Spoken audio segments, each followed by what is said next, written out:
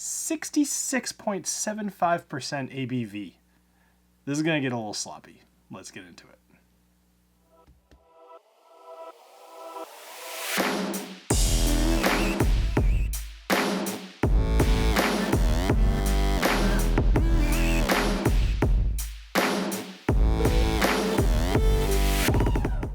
Hello everybody and welcome to the Whiskey Dictionary, where I do the research to try to teach you a little something about what you're drinking.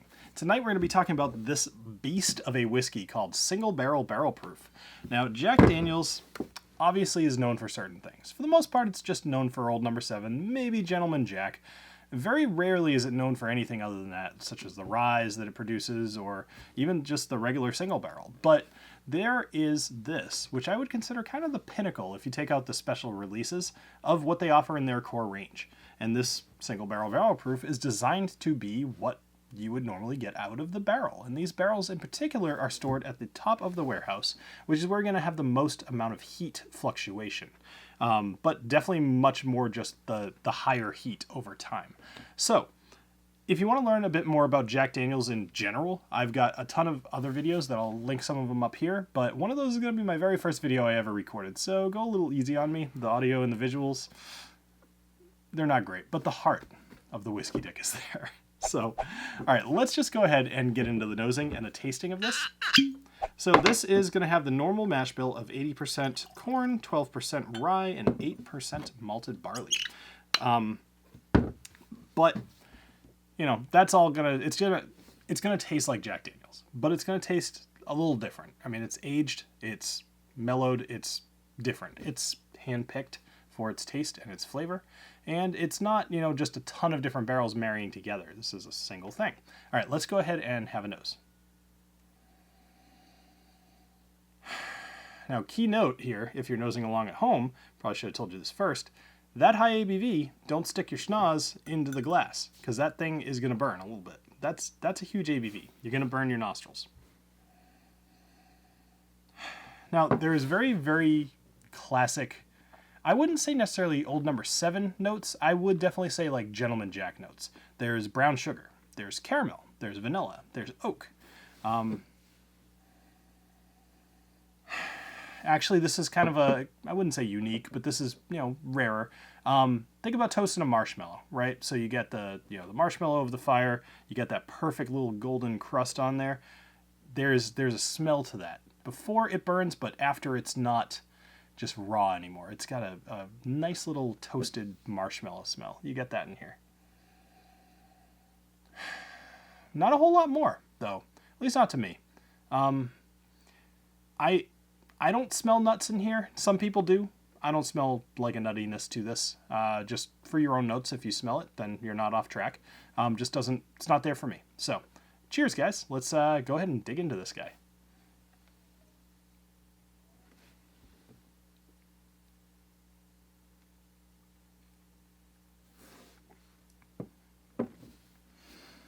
So here's the deal. I've learned in my years doing this channel that when drinking a very high ABV, you do not want to try to talk too fast after that sip.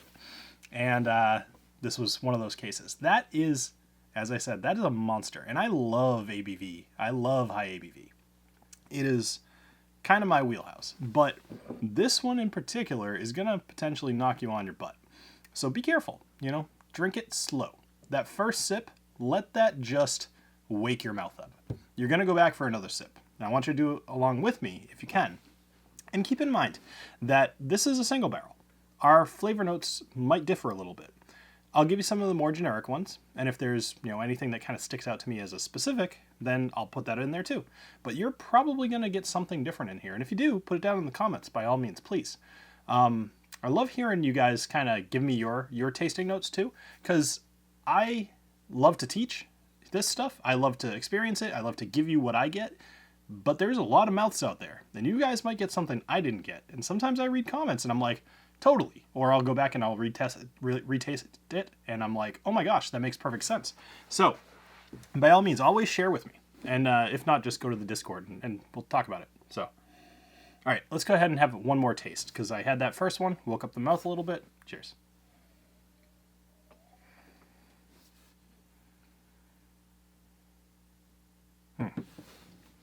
All right, classic bourbon notes. We got vanilla. We got, well, brown sugar I wouldn't say is a classic. I think typical classic bourbon notes are oak, vanilla, caramel, and maybe some sort of like a cherry or a citrus or like orange. Some of those appear a lot. In this case, brown sugar. Butterscotch is another classic bourbon note as well.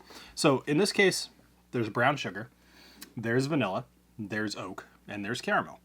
Wouldn't say butterscotch in this case. Definitely heavier on the caramel. But what I do taste here is this almost like cinnamon butter.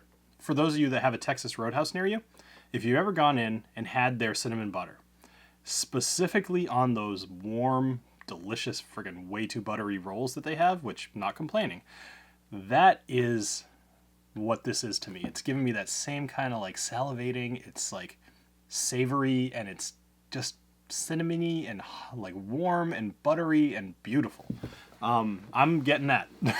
Obviously. It's a detailed note for me, for those of you that have been watching for a long time. Now there's also another pretty heavy note in here that I'm getting, and that's nice, again, warm, which is just the ABV. It's interesting how higher ABV is making me think of flavor notes as being warm, like warm vanilla or warm, cinnamon roll, whatever. But in this case, warm banana bread. And all day long. Banana bread is almost one of the forefront flavors in here for me. And Jack Daniel's does have an overall banana note to most of its expressions. So I'm not surprised to see that in here, but the heft that the flavor has in this particular whiskey is significant. It is one of the core flavors for me. All right, so enough about the banana bread. Let's try one more sip.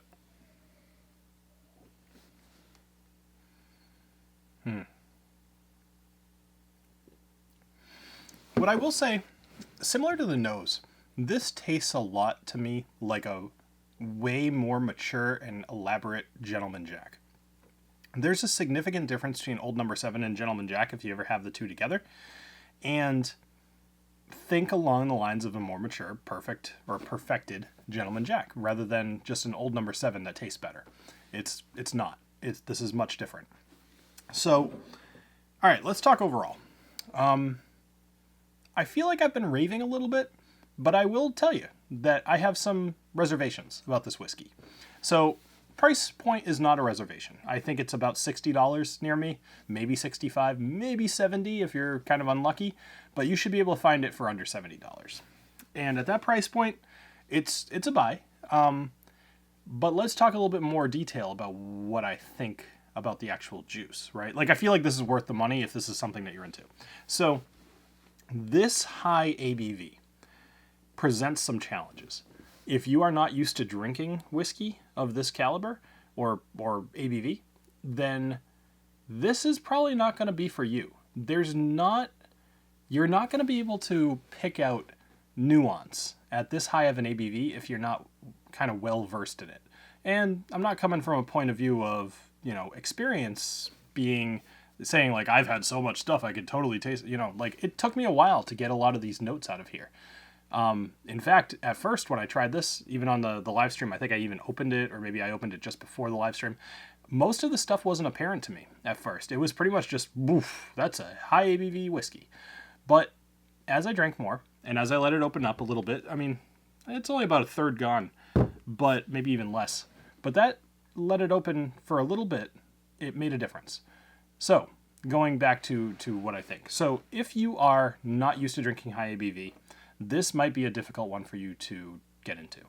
If you are, this also might be kind of a tougher one to get into because there are other whiskeys available for that price point. But if you're interested to see what Jack Daniel's can really do, this is a great example.